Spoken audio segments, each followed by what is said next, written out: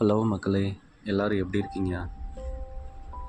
இப்போ நம்ம என்ன பார்க்க போகிறோன்னா, ஒரு பேஸை வந்து இப்போ TH18 எல்லாருமே வந்துட்டு ரொம்ப ரஷ் பண்ணி அடிக்கிற மாதிரி இருக்குது.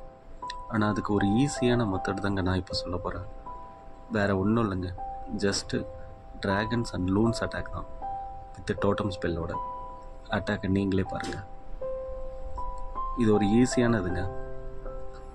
ஃபஸ்ட்டு சிம்பிளாக ஒரே ஒரு ஐஸ் கோலமை முன்னாடி இறக்கி விட்டுட்டு பின்னாடி ஆர்ச்சர் குயின்ஸ் ப்ளஸ் ஜெயிண்ட் ஆரோ, அதுக்கு பின்னாடி ட்ராகன்ஸ் அண்ட் பலூன்ஸை வந்து பின்னாடி இறக்கி விட்டு வார்டனை சப்போர்ட்க்கு இறக்கி விட்டுறோம்.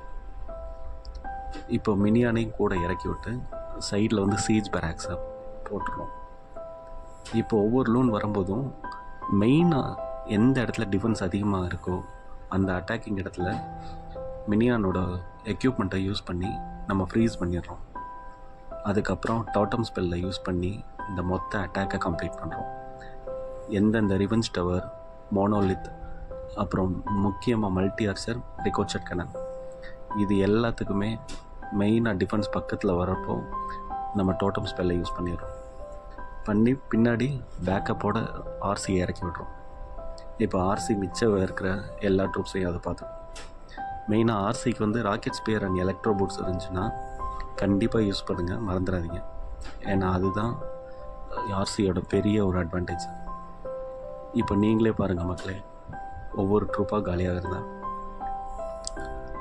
லாஸ்ட்டாக டிஃபென்ஸ் எல்லாம் காலியாகிடும். இப்போ ஜஸ்ட்டு ஏர் டிஃபென்ஸும் அந்த சுற்றி இருக்கிற கோல்டு மைன்ஸு, எலிக்சர்ஸ் இதுதான் இருக்கும். இப்போ ட்ராகன்ஸும் குயினுமே அதை முடிச்சிருவாங்க. அவ்வளோதாங்க, 100%. இந்த அட்டாக் ஸ்ட்ராட்டஜி வந்து ரொம்ப ஈஸிங்க.